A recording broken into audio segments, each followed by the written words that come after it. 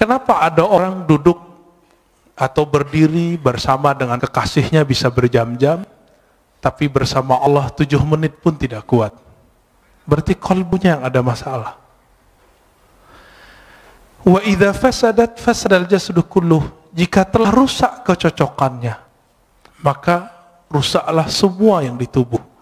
Ala wahyal qalb. Ala bahasa Arab itu litanbih.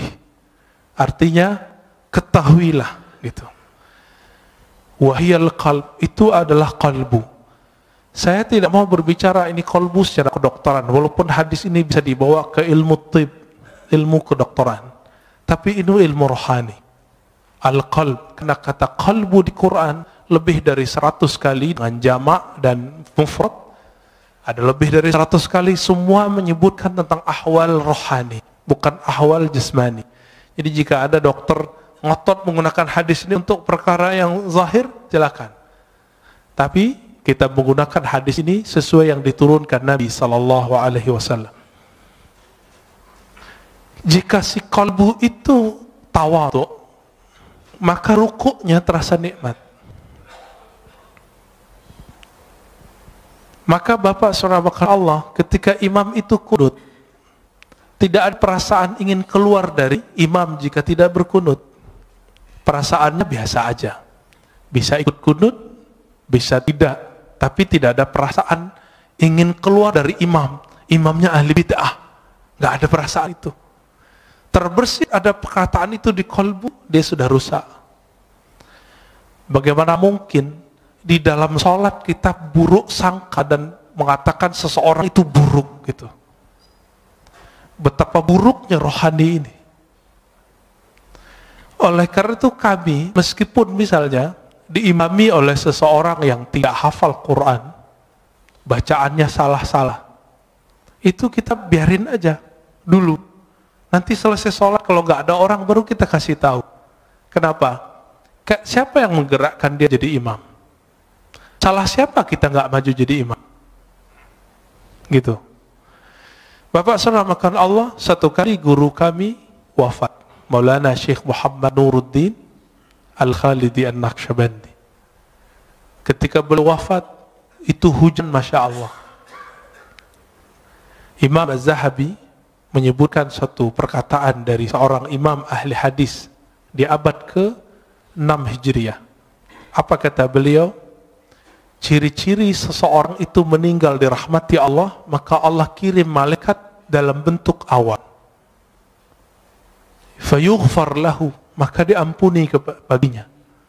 Kalau guru saya ini bukan hanya awan, itu hujan dari beliau sakaratul maut sampai esok pagi, sampai kemudian kita kuburkan, itu hujan gak berhenti. Apa yang ajaib? Keluar dari rumah, itu rumah gadang ya. Turun dari rumah itu ketika kita bawa keranda, itu hujan berhenti. Kayak ada yang kendaliin. Masuk masjid, hujan deras, dan itu sangat ajaib. Ketika selesai sholat, kita zikir, tahlil, segala macam, kami keluar, hujan berhenti. Tapi di saat ketika mau jadi imam, orang yang beliau angkat jadi wakilnya, itu seorang yang ummi, bacaan Qur'annya nggak bagus. Tiba-tiba ada seorang murid yang dianggap telah durhaka oleh beliau, ingin tebar pesona jadi imam. Padahal nggak ada yang nyuruh beliau. Awalnya mau narik dia untuk turun, tapi tiba-tiba beliau dapat ilham. Dari kolbunya sendiri yang bicara. Apa kata kolbunya? Hei, kamu tidak usah emosi. Yang menggerakkan dia ke depan siapa? Itu Allah, bukan kamu, bukan dia. Dipikir-pikir, oh saya juga nggak hafiz Quran. Ya sudah. Nah itu, ya, itu adabnya. Maka saya tidak pernah lagi marah waktu, karena jenggot saya nggak terlalu panjang, celana saya kadang jingkrang, kadang tidak. Satu kali di satu masjid, kita masuk, semua jamaah udah siap mempersilakan saya jadi imam, karena saya ustadz di situ. Tiba-tiba dia nyelonong dari luar masjid, keluar, masuk, dan kita lihat, wow, penampilannya sangat perfect. Celananya jingkrang, jenggotnya panjang, pakai kopiah. Emang sangat perfect. tapi nggak salam, nggak kalam. Ya udah, akhirnya saya yang qomat. Kenapa? Ingat kalimat yang tadi. Siapa yang menggerakkan dia? Allah. Karena seandainya dia jadi makmum, dia akan benci kepada saya. Dan salah satu imam yang Allah tidak ridhoi jika makmumnya tidak ridho kepadanya, jika ridhonya tidak berkaitan dengan syariat, tidak masalah. Tapi kalau berkaitan, itu bermasalah. Maka kita biarkan, ya. Saya ikutin aja. Ya. Yang saya lihat bukan dia, tapi yang saya lihat adalah gerakan-gerakan dari Allah Ta'ala. Bapak Ibu Saudara makan Allah, kalau orang begitu, kira-kira kebencian keluar nggak dari kalbunya? Insya Allah keluar, ya. Baik. Kembali ke yang tadi. Maka al-a'mal, amal itu masdaruhal qalb. Tempat terbitnya adalah kalbu. Tapi dia butuh bukti. Maka di Quran disebut i'malu fasarallahu a'makum. Beramallah kamu, maka Allah akan memperhatikan amalmu. Pertanyaannya, merasa diperhatikan Allah nggak tadi sholatnya? Berarti sholatnya belum ngamalin ayat ini. Coba, mulai hari ini, beramal itu karena ayat itu. Beramallah kamu, Allah akan pandang amalmu. Tapi apa yang Allah pandang? Maka ditaksis dengan hadis Nabi Sallallahu Alaihi Wasallam, hadis Imam Muslim tadi dan Imam Bukhari juga ada yang semakna, bahwa Allah memandang ke kalbumu. Jadi yang dipandang itu bukan rukuknya, tapi ini yang disebut ahwal dalam rukuk. Mesti rukuk. Yang dipandang bukan sujudnya, sehingga jidat kita mulai sakit ketika sujud lama. Bapak kalau buka kopiahnya mungkin ada hitamnya. Bukan itu yang Allah lihat. Betul, beruntung kalau yang punya itu. Nanti malaikat maut pun mikir-mikir mau cabut. Wah, ini ahli tahajud ini kayaknya, ya. Tapi bukan itu yang kita kejar. Kau bisa sembunyiin itu. Kenapa? Karena yang disebut simahum fi wujuhim min atharis sujud, itu artinya efek sujudnya itu terlihat di wajahnya. Apa efek sujud? Ketika orang sujud, dia lebih merendahkan wajahnya, otaknya yang doktor, otaknya insinyur, otaknya yang sarjana, otaknya yang hafiz, otaknya yang pinter itu, dia taruh di mana? Di bawah bokongnya. Di bawah tempat keluar najis semua. Maka orang-orang ini dihina orang tidak akan marah. Kenapa? Dia sendiri telah menghinakan dirinya di hadapan Allah Ta'ala. Bukankah kita, Bapak soft nomor 2, bukankah dibelakangi oleh orang yang soft depan? Itu kita sudah biasa menghina diri. Tapi kenapa kemudian jika disinggung orang sedikit ngamuk? Ini yang tidak wajar di kalbu. Berarti belum salah. Kalbunya belum saleh. Dalam kalimat ini dikatakan, jadi keadaan fisik itu selalu menerjemahkan keadaan kalbu. Jika kalbunya sedang tawadu, dia pasti rukuk. Jika kalbunya sedang bersah diri, pasti dia mengatakan la haula wala quwata illa billah. Jika kalbunya sedang menta'zim Allah, pasti dia mengagumi dan mengatakan subhanallah. Subhanallah itu bukan maha suci, itu terjemahan biasa. Subhanallah artinya maha hebat engkau ya Allah. Bapak saudara makanallah ikhwan akhwat fillah. Oleh karena itu Nabi SAW 13 tahun itu tidak diwajibkan sholat. Coba lihat. Berapa lama Rasulullah berdakwah? 13 tambah 11. 13 tahun gak wajib sholat kecuali sekali semalam. Surat Al-Muzammil. Qumil laila, bangunlah malam hari, itu aja. Meskipun 3 tahun sebelum hijrah, beliau telah dapat kewajiban 5 rakaat, 5 rakaat, beliau belum wajib sholat. Kenapa? Karena Nabi yashtaghil bi amril qalb. Nabi sibuk dengan perkara kalbu. Coba lihat ayat pertama turun. Iqra, bacalah.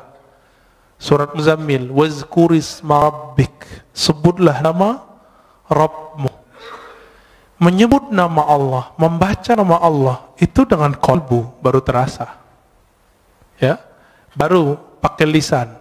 Makanya beberapa ulama kita zikir ya Allah, ya Allah, Allah, Allah, Allah, itu ngamalin surat Al-Muzammil itu. Nggak usah pakai dalil-dalil aneh, itu dalilnya. Ini kan susah-susah debat, ya, nyari-nyari dalil. Karena ada ustadz yang mengatakan bid'ah zikir Allah, Allah. Kenapa? Zikir harus dengan kalimat yang jumlahnya kamilah, jumlah mufidah, kalimat yang lengkap. Memang kalimat Allah kurang lengkap. Bukankah ada ayat kulillah, katakanlah Allah. Ada kok. Dan itu satu kalimat. Satu kata tapi menilainya satu kalimat. Waladzikrullahi akbar. Dan sungguh menyebut Allah itu lebih besar dari semuanya. Oleh karena itu Badi'uz Zaman Sa'id Nursi itu di bersalahnya yang jilid 6 mengatakan ulama-ulama ahli qalbu untuk menghabiskan ego al-ananiyah itu mereka hantam dengan menyebut nama Allah, Allah, Allah, dan itu ada efeknya. Apa nama yang dimasukkan ke dalam qalbu, itulah nanti keluar. Karena air yang dimasukkan ke dalam kendi, dalam gelas, jika putih keluarnya putih, jika hitam keluarnya hitam. Jika yang dimasukkan asma'ul husna, maka keluarnya adalah akhlak yang hasanah. Jika yang dimasukkan hubbud dunya, maka keluarnya itu tamak. Kalau ustadz itu lebih bahaya. Dai itu kalau hasad, hasadnya ulama itu bawa dalil. Coba lihat di YouTube itu. Itu membedain orang hasad nggak hasad gampang di situ. Ya, terlihat isinya kebencian, kebencian, kebencian. Sebanyak itu ayat yang mengajarkan bahwa mukmin itu bersaudara. Ayo cari titik temu. Tapi dia mencari perbedaan. Kita susah-susah untuk mengislah orang, dia bermujahadah, berjuang untuk memecah orang. Kawan kita ada di Meranti sana, namanya Ustadz Fauzi kalau nggak salah. Itu masuk ke suku Akit, suku asli pribumi, untuk mengislamkan orang sana. Tiba-tiba masuk satu kelompok kawan ini untuk nyala-nyalahin semua. Akhirnya gagal lagi dakwahnya. Tapi kemudian beliau terus, yaitu diangkremin terus kayak ayam. Mereka kan datang cuma sekali, ini datang terus. Ya, bahkan tinggal di situ. Itulah khuruj fisabilillah selama-lamanya di situ. Ya nggak butuh lagi khuruj 3 hari itu, nggak butuh lagi khuruj 40 hari. Kenapa? Satu nafasnya telah khuruj, satu nafasnya telah jihad fisabilillah. Siapa yang berani, Pak, meninggalkan tengah kota, pergi ke pelosok, tinggal di situ? Ya, saya pun nggak kuat. Ya, semoga Allah jaga dai-dai kita di pelosok, di perbatasan. Amin ya rabbal alamin.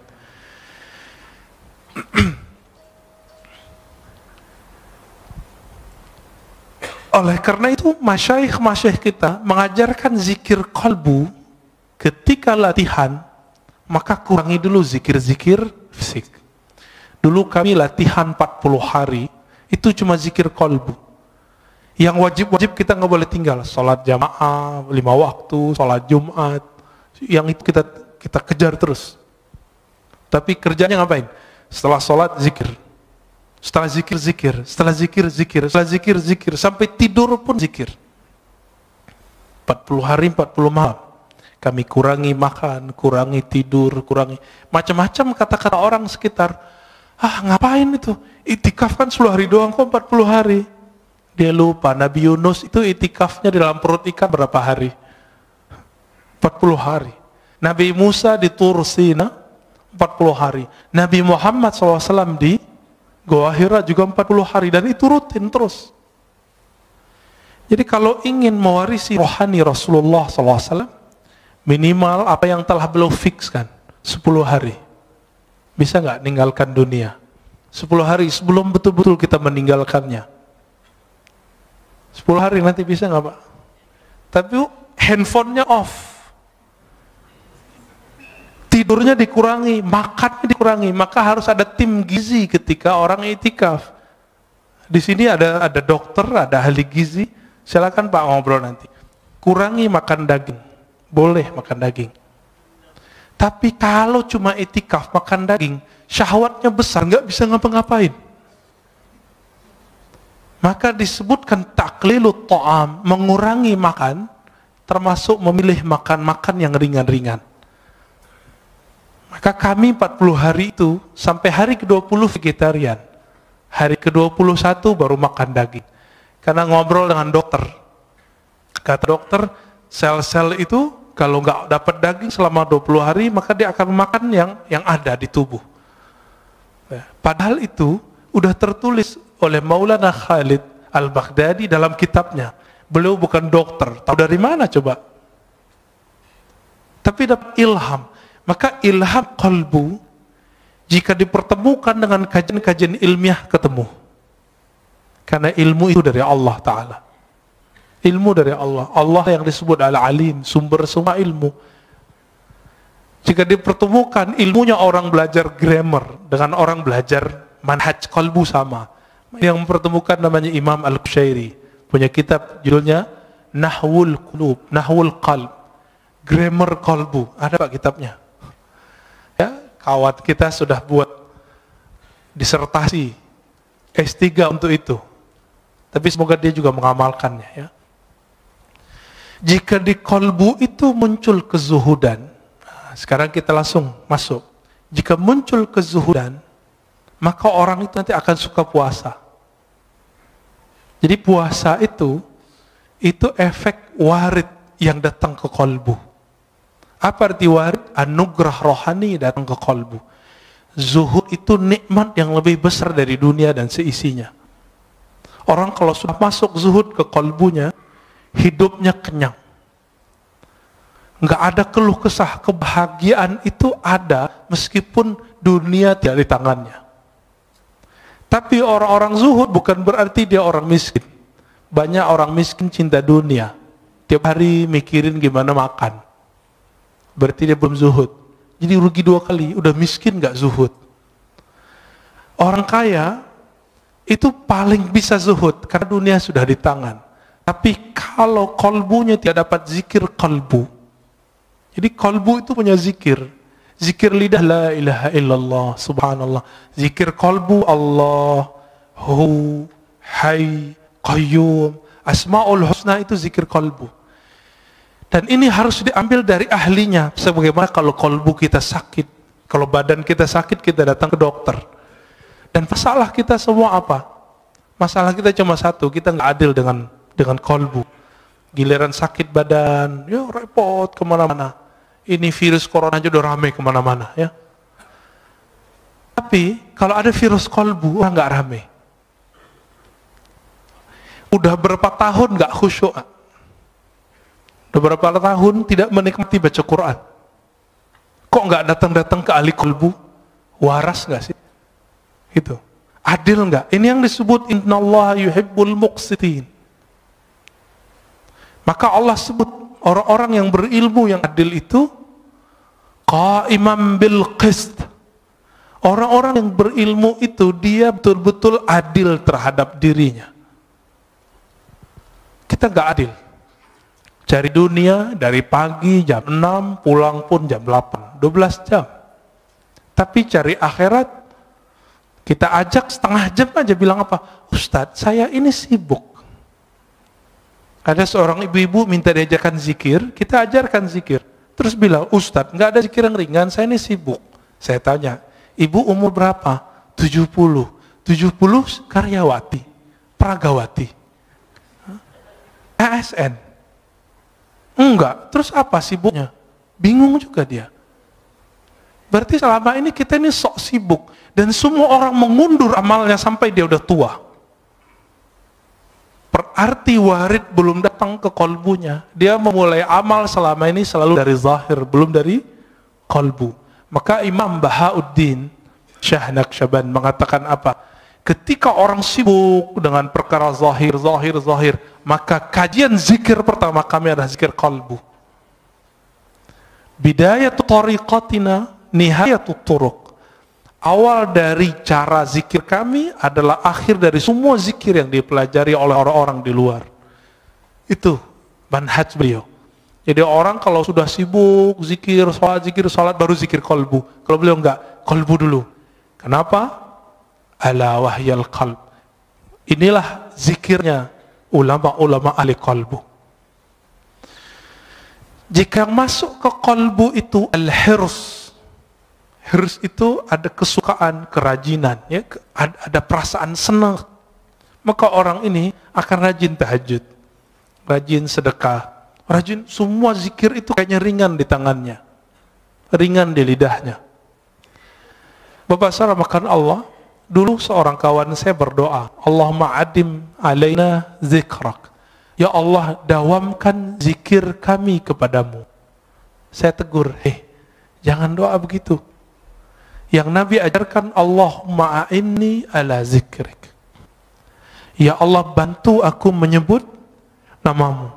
Karena Nabi tidak pernah mengajarkan, ya Allah, dawamkan zikir di kalbu kami. Itu mustahil, kecuali Rasulullah SAW.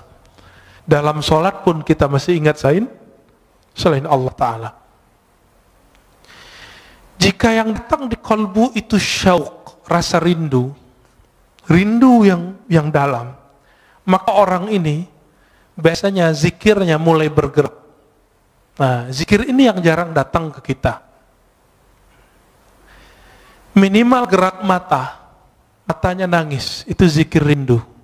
Jadi rindu itu datang dulu ke kalbu, baru saat dia berzikir ada rasa nangis. Bukankah sebagian Bapak Ibu ketika mendengarkan imam kita tadi sholat teringat mana? Sudais, ya. Semoga Allah muliakan beliau. Amin. Kita teringat itu. Bagi mereka yang punya pengalaman sholat di belakang Sudais, dia rindu, dia bisa nangis. Itu baru rindu dengan imam dunia. Imam sholat di Mekah. Bagaimana imam al-a'immah Sayyidina Rasulullah SAW. Maka orang ini saat mengatakan Allahumma salli ala Sayyidina Muhammad, air matanya pasti mengalir. Itu yang disebut dalam syair-syair Hisan bin Sabit, kullul qulub, semua kalbu itu rindu kepada Nabi. Tapi bukti rindu itu hanya satu, dumu'ul ain. Ketika air mata itu berkaca-kaca, air mata itu mengalir. Atas dasar itulah ulama kita punya majelis khusus, namanya majelis sholawat, karena itu majelis kerinduan. Imam Ibn Arabi yang disesatkan orang di zamannya, dia jauh dari semua kesesatan itu, karena beliau ahli hadis. Saya S1 meneliti beliau. Ibn Arabi menulis kitab Tarjumanul Ashwaq. Sebelumnya beliau seorang ahli hadis, meriwayatkan hadis dengan sanadnya sendiri sampai ke Rasulullah. Berguru kepada Imam Bukhari di zamannya, namanya Ibnu Asakir, dan Imam Muslim di zamannya, yaitu Imam As-Silafi. Imam Ibn Arabi nulis Tarjumanul Ashwaq, terjemahan para perindu, kalbu yang merindu. Dan salah satunya di situ ada kerinduan kepada Rasulullah Sallallahu Alaihi Wasallam. Orang yang rindu kepada Rasulullah pasti dia rindu kepada orang yang membuat dia rindu kepada Rasulullah. Siapa yang mengajarkan kita rindu kepada Rasulullah? Guru-guru kita. Guru-guru ini yang mengajarkan rindu. Maka rindu kepada Rasulullah itu bersanad. Ini yang Nabi katakan, tuba liman ra'ani wa amanabi. Tuba liman ra'ani wa liman ra'aman ra'ani. Beruntung orang yang memandangku. Kalau nggak ketemu aku, dia ketemu murid-muridku atau murid dari muridku. Ini yang disebut tuba. Bagaimana Bilal ibn Rabah ketika Omar datang ke Damaskus, Bilal dipanggil. Wahai Bilal, kami rindu Rasulullah. Apa kata Bilal? Lalu apa yang harus kau lakukan? Kata Omar, tolong engkau azan. Ingatkan kami kepada azannya di zaman Rasulullah SAW. Lalu dia azan. Setelah sekian lama Rasulullah wafat, dia nggak mau azan. Kenapa? Setiap kali dia azan dia bisa pingsan. Itulah rindunya seseorang perindu. Dia bergerak, badannya bergetar ketika rindu. Kalau dia kuat, dia bisa terus. Jika tidak, dia pingsan. Dan Bilal bin Rabah sampai di asyhadu an la ilaha illallah, sampai di asyhadu anna Muhammadar Rasulullah. Ketika sampai di bagian itu, dia tidak sanggup lagi menahan tangisnya. Dia berhenti, tersenduh-senduh, baru dia lanjutkan. Bahkan di riwayat lain beliau pingsan. Itulah para perindu. Makanya zikirnya para perindu itu ada 3. Jika di mata dia menangis, jika di tubuh dia bergerak, jika tidak kuat maka dia pingsan. Inilah zikir-zikirnya qalbu. Karena sebab syauq datang, rasa rindu itu datang. Dan rindu itu sumbernya satu, al-mahabbah, rasa cinta kepada Allah dan Rasulullah. Bapak saudara makan Allah, terkadang kalau orang rindu itu gombal, benar nggak? Kalimat-kalimatnya aneh-aneh. Dalam ilmu zikir, ilmu qalbu disebut dengan syatahat. Apa arti syatahat? Kalimat yang lompat dari mulut karena gejolak-gejolak rindu dalam kalbu. Jika seseorang merasakan rindu tersebut, maka muncullah syatahat. Inilah yang muncul pada Imam Junaid, Imam Abu Yazid Al-Bustami, bahkan imam seperti Al-Hallaj. Al-Hallaj mengatakan, ma fi jubbati illallah, di jubahku hanya ada Allah. Dia tidak dihukum karena ngomong itu. Tapi dia ketika mengatakan haji itu cukup di rumah, tapi itu ternyata bukan perkataan dia. Jadi dulu karena buku tidak ada copyrightnya, setelah itu bukunya tentang asrar haji disalin oleh orang tertentu, lalu ditambahkan di situ, haji tidak perlu ke Mekah, cukup di rumah. Ketika dihakimi, dibawa ke pengadilan, Al-Hallaj ditanya, ya Hallaj, haza kitabuk, hei Hallaj, ini kitabmu? Hallaj mengatakan, oh itu judul kitabku, tapi dia tidak tahu isinya. Langsung hakimnya mengatakan, taib, kamu zindik, kamu fasik, langsung divonis esok hari dipenggal. Al-Hallaj wafat tahun 309 Hijriah. Kata Imam Al-Ghazali, seandainya aku jadi qadhinya, jadi hakimnya, tentu aku tidak akan menghukumi gantung baginya. Itu kata Imam Ghazali. Tapi ya sudah, ya. Tilka ummatun qad khalat laha, ya, ma kasabat. Kita lanjut. Sampai jam berapa? Masya Allah. Nanti sholat syuruknya diundur, ya. Ngaji lebih afdal daripada sholat.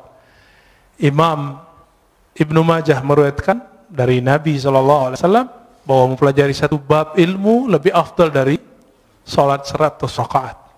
Ya. Taib. Jika yang muncul di qalbu itu al-khawf, dia juga nangis. Apa arti khauf? Rasa takut. Tapi bedanya, al-khawf ini beda dengan syauq. Jika syauq bikin orang bergetar, tapi kalau khauf tidak, bikin orang diam. Ada lagi raja. Raja itu harap. Jika orang berharap, Allah menerimanya. Bapak saudara makan Allah, kita ini semua punya dosa, benar gak? Mulai dari ujung rambut sampai ujung kaki. Tapi apakah dengan dosa itu kita berhenti beramal? Enggak. Masih ingat Salahuddin Al-Ayyubi? Salahuddin Al-Ayyubi, seorang pejuang hebat, raja di zamannya, sultan, itu pernah meminum khamar. Kata Imam Zahabi dan Siyar A'lamin Nubala, kana yashrabul khamr. Dulu Salahuddin ini enggak sholah, enggak bagus. Ngapain dia? Namanya kan Ayub atau Yusuf, ya. Salahuddin ini dulu suka minum khamar. Orang kalau minum khamar pasti zina. Orang zina ya lanjut judi, semuanya lengkap. Nakalnya bukan main. Maka jangan, kalau ada anak muda hari ini malam-malam kita lewat, dia minum khamar, dia jahat, jangan benci dulu. Siapa tahu nanti dia jadi mujahid fi sabilillah. Jangan benci dulu. Ya, tadi kita pas lagi nyetir, Tiba-tiba ada yang, ya anak orang pakai motor truk-truk, ya suka-suka dia.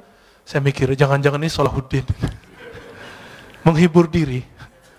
Biar husnuzan, biar gak benci, siapa tahu. Kita punya sahabat, dulu peminum, suka narkobaan, sekarang Masya Allah, amal zikir, banyak. Bahkan ada yang sudah menjadi ustadz, banyak ya. Jadi jangan hukumi orang dengan waktu dia bermaksiat. Siapa tahu itu maksiat terakhirnya. Jangan pernah sucikan orang dengan amalnya. Siapa tahu itu amal soleh terakhirnya. Besok dia maksiat terus. Tapi semoga itu tidak terjadi. Maka Bapak Saudara makan Allah, jika di Quran lebih dari 100 kali Allah membicarakan kolbu, kenapa ajaran-ajaran kolbu tidak dominan dalam kajian-kajian kita? Yang dominan apa? Kajian fikih, sunnah, bid'ah. Ingin mempergi kolbu, tapi yang terjadi keras kolbu. Ini coba aja. Kita bertahun-tahun ngaji sunnah bid'ah. Apa yang terjadi? Kolbu keras. Keras bukan main. Karena Rasulullah awal ngajar orang bukan ngajar sunnah bid'ah. Yang pertama diajar oleh Rasulullah apa? Kolbu. Jadi kalau ada orang sibuk dengan sunnah bid'ah, dia salah berguru. Tapi kalau sudah selesai belajar kolbu, baru belajar itu. Jadi saya berbeda sedikit dengan banyak orang. Orang mengira belajar tasawuf itu setelah belajar fikih. Enggak. Bagi saya belajar tasawuf dulu, belajar fikih. Baru belajar akidah lebih awal ya. Akidah, tasawuf, fikih. Kalau enggak yang terjadi nanti debat. Suatu kali Imam Fakhruddin Ar-Razi, pengarang kitab Mafatihul Ghaib, datang ke seorang ahli qalbu. Lalu ahli qalbu itu menyindir Fakhruddin yang punya tafsir sepanjang tangan saya ini. Namanya Mafatihul Ghaib. Dia mentafsir Bismillahirrahmanirrahim 1 jilid. Ini di sini ayat sudah berapa turun di sini, ya. Tapi beliau mentafsir Bismillah 1 jilid. Sampai sekarang kawan saya ngaji Bismillahirrahmanirrahim 7 tahun belum selesai. 7 tahun Pak belum selesai. Ngaji alif aja lama sekali ngajinya. Sampai betul-betul dikenal. Kenapa Bismillah itu kok diulang-ulang di Quran? Ternyata itulah awal yang ditulis di Lauh Mahfuz. Ketika Allah pertama ciptakan Lauh Mahfuz, apa kata Allah? Uktub. Faqala ma aktub. Qala uktub Bismillahirrahmanirrahim. Hadis sahih Imam Tirmizi. Jadi Allah ciptakan Lauh Mahfuz. Apa arti lauh? Lauh itu seperti kumpulan data, semua data ada di situ, data semua dunia dan akhirat. Apa kata Allah? Hai Lauh Mahfuz, tulislah. Lalu dia bertanya, apa yang kami tulis ya Allah? Uktub Bismillahirrahmanirrahim. Maka mengkaji Bismillahirrahmanirrahim, mengkaji semua makhluk. Selesai Pak semua. Rahman itu semua makhluk, Rahim khusus wali-wali Allah, kekasih-kekasih Allah. Nanti lain waktu cari gurunya ya. Ada yang pakar ilmu ini. Tapi tidak boleh dikaji terlalu luas. Imam Fakhruddin Ar-Razi kemudian bertanya. Ketika disindir, tafsirmu itu belum apa-apa. Dia kaget. Terus tafsir yang bagus gimana? Dia tafsirlah 1 ayat. Fakhruddin Ar-Razi bengongnya bukan main, lama dia berpikir. Loh kok dia tahu makna itu ya? Kok saya udah baca buku, mungkin ratusan ribu lembar dia baca buku, kok nggak paham itu? Akhirnya ditanya, wahai Tuan Guru, apa cara engkau memahami kitab Allah dengan rahasia-rahasia tadi? Apa jawaban sang imam? Wahai Fakhruddin Ar-Razi, utruk ri'asah wazhad anid dunya. Tinggalkanlah ri'asah, kepemimpinan, baik jabatan-jabatan keulamaan, tinggalkan itu dan zuhudlah dari semuanya. Tapi apa kata beliau? Oh kalau itu saya tidak sanggup. Ya sudahlah. Maka tidak turun ilmu itu kepada beliau. Turun ke siapa? Turun ke orang setelahnya. Imam Ibnu Athaillah, inilah kitabnya. Ya, turun lagi ke orang setelah Ibnu Athaillah, namanya Ibnu Ajibah, ya. Ada tafsir qalbu. Semoga nanti ada ahli tafsir yang mengkaji tafsir itu. Amin ya rabbal alamin, ya. Selama ini kita lihat tafsir itu banyakkan hafalan. Ayat ini dijelaskan, ayat ini, itu biasa. Itu namanya ilmu munasabat. Ilmu mencocokkan satu ayat dengan ayat yang lain. Kalau cocok, kalau nggak cocok gimana? Karena ilmu cocok logi hari ini betul-betul sangat dahsyat, maka banyaklah ustadz cocok logi. Padahal yang cocok itu adalah ilmu qalbu. Karena Quran itu dia untuk qalbu. Allah itu ketika mengatakan, ya ayyuhallazina amanu, hai orang-orang beriman, iman di mana naruhnya? Di qalbu atau di badan? Di qalbu. Maka Allah sedang berbicara ke qalbu. Lain ketika Allah mengatakan ya ayuhan nas, wahai manusia. Ya.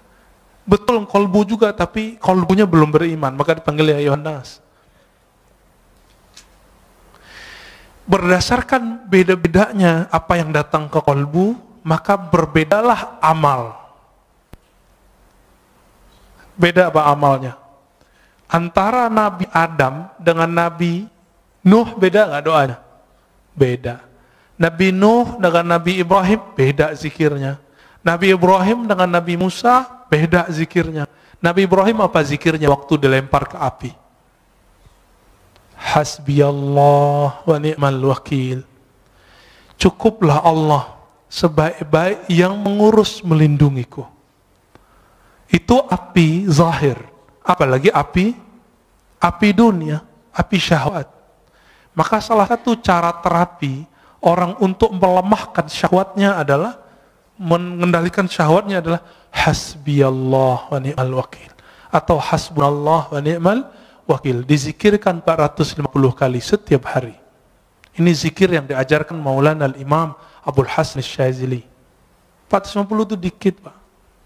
Orang bisa handphonean, smartphone, bisa Instagram di setengah jam kok. Baca hasbunallah wa ni'mal wakil itu paling 15 menit beres. Itu qalbu udah kenyang itu. Ini yang diwariskan para nabi. Siapa yang zikir hasbunallah wa ni'mal wakil, dia akan menjadi pewaris Nabi Ibrahim. Siapa yang zikir la ilaha illa anta subhanaka inni kuntu minaz zalimin, dia telah mewarisi rohani Nabi Yunus. Kenapa Nabi mengatakan al-ulama warasatul anbiya? Setiap ulama itu dia mewarisi rohani Pak Nabi. Nabi tidak doktor. Nabi tidak baca kitab. Nabi baca yang di kolbunya. Maka orang yang mewarisi kenabian itu mewarisi kolbu Nabi sallallahu alaihi wasallam. Maka jangan andalkan gelar-gelar kita. Udah lewatin semua itu. Tanya ke dalam kolbu, aku mewarisi Nabi siapa? Dan orang yang disebut kutubul awliya, wali paling poros, yang keberkahan bumi itu karena doa-doanya. Jika Imam Ibrahim bin Adham mengatakan, ya ashabal hadis, wahai ahli hadis, tolong doakan kami. Bikum tudfa'anna al-masaib. Karena kalian musibah-musibah Allah jauhkan dari kampung kami. Oleh karena itu para imam kita sebagian disebut oleh Imam Zahabi mengatakan aqrabut turuq ilallah al-hadis, talabul hadis. Salah satu jalan pintas menuju Allah adalah belajar hadis. Karena Allah belajar hadis nyebut sanad dari fulan, dari fulan, dari fulan, dari Nabi, dari Jibril, dari Allah Ta'ala. Itulah sanad Quran, sanad hadis qudsi, sanad hadis Nabi sallallahu alaihi wasallam. Imam Ahmad mengatakan al-qurbu ila Rasulillah qurbun ilallah. Orang yang punya silsilahnya dekat ke Nabi, dia telah dekat kepada Allah Ta'ala. Maka Bapak Saudara, karena ahwal qalbu itu beragam yang datang, maka di antara ulama itu ada yang ahli ibadah. Kenapa? Yang muncul di qalbunya hirs, doyan ibadah. Nah, ini yang terjadi pada kawan-kawan saya yang senang khuruj, ya, senang wiridan. Jangan salahkan dia, tegur saja dia kalau kelebihan. Ya, mungkin dia beramal tidak dengan ilmunya, dilupa kalau punya anak istrinya, ya, tegur aja baik-baik, kasih nasihat, jangan depan orang. Ketika yang masuk ke kolbu itu asyauq, maka orangnya akan suka berdendang, bersyair, bersolawat. Maka muncullah dalam peradaban Islam Barzanji, muncullah syair-syair Imam Ibn al-Farid, ya, muncul semua itu. Maka syair-syair di Jawa muncul apa namanya, macapat ya, yang mau copot ya, itu yang dari Sunan Kalijaga. Itu waliullah besar, Pak. Beliau berguru kepada ulama keturunan Samarkand, Syekh Mahudum bin Ibrahim, yang kita sebut dengan Sunan Bonang. Saya ziarah ke kuburan beliau yang di Bawean. Itu yang asli, Pak, di situ insya Allah. Yang di Tuban itu mungkin petilasannya, wallahu alam. Ya. Kalau orang pakai kolbu, dia tahu itu. Ya. Kawan saya tanya, kok aku sering ziarah ke Tuban, kok nggak ada efek apa-apa ya? Biasanya kalau assalamualaikum tuh ada rasanya. Oh, dia lagi nggak di tempat gitu. Akhirnya saya doa, ya Allah tunjukin saya di mana aslinya. Ternyata setelah itu diundang oleh salah satu guru kita, Buya Abdul Halim, ya, yang punya istri di sana. Udah ke sana, Pak? Udah ke sana, Pak, ya. Ya. Datang ke sana itu dahsyat sekali. Tapi jangan lupa ziarah, karena di sana manisnya dari situ. Sampai di sana ternyata Buya Abdul Halim belum pernah ziarah. Saya tanya, Buya, anterin saya ya. Di sini ada 2. Bukan yang di tepi pantai, yang di hutan. Saya bilang gitu. Akhirnya kita ke hutan. Enggak hutan-hutan amat kok, Pak. Hutannya kecil kok ya. Masuk dan itu terasa nikmat, terasa ada kontak batin. Karena jangankan para wali, para syuhada pun mereka tidak mati. Wala taqulu liman yuqtalu fi sabilillahi amwat. Dan itu hanya dirasakan oleh ahli qalbu. Cinta itu hanya dirasakan oleh orang yang cinta. Sebenarnya benci dirasakan oleh orang-orang yang hasad. Maka kebeningan qalbu akan bisa merasakan ahli-ahli qalbu. Coba rasain, Pak. Guru kami berpesan makna hadis, zurul qubur fa innaha tuzakkirul maut. Ziarah kubur karena itu bisa mengingatkan kepada kematian, lintas dimensi langsung maksudnya. Maka orang yang suka ziarah kubur, rohaninya akan tembus ke dimensi yang lain, masuk ke alam-alam yang lain, sadar atau tidak. Tapi kalau udah jauh dari kubur, membid'ahkan kubur, menyebut orang ziarah kubur kuburiyun, maka siap-siap kamu nanti ketemu Rasulullah. Rasulullah akan memarahi dan menghardikmu dan mengatakan, aku sayyidul kuburiyin, akulah orang yang paling sering ziarah kubur. Nabi ziarah kubur kapan, Pak? Malam. Dan hampir setiap nginep di rumah Aisyah radhiyallahu taala anha. Berani bilang Nabi sayyidul kuburiyin, penyembah kubur. Hati-hati, pemuja kubur, hati-hati. Semua yang kamu lafazkan Allah hisab. Kalau kolbu nggak nyampe, nggak usah ingkar. Imam Sya'rani telah nulis berkali-kali apa kata beliau, kalau kamu tidak faham, jangan ingkar. Sekali kamu ingkar, haramallahu alaika, Allah haramkan bagimu untuk merasakan itu. Makanya kalau udah benci sama kita, benci sama kajian kita, nggak nyaman, Pak. Langsung keluar. Ngelihat imam kita doa aja langsung keluar. Nggak bisa husnuzon, nggak bisa menikmati perbedaan faham. Betapa sempitnya kalbu, padahal kalbu itu lebih luas dari dunia dan seisinya.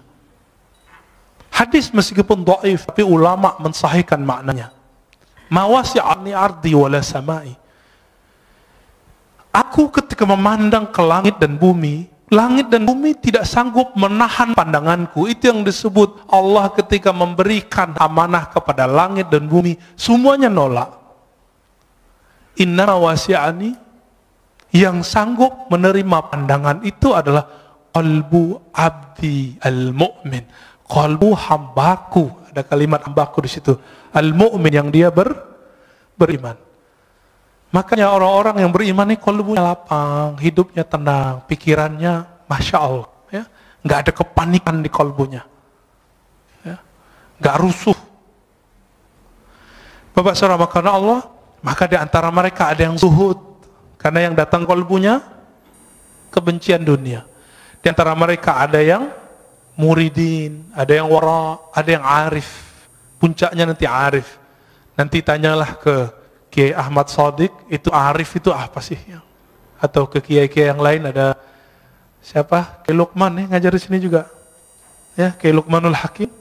Nah, itu orang-orang ahli kolbu semua. Sebenarnya beberapa banyak masih ahli kolbu. Silakan dicari sendiri atau tanya ke ahli kolbu siapa mereka. Ya,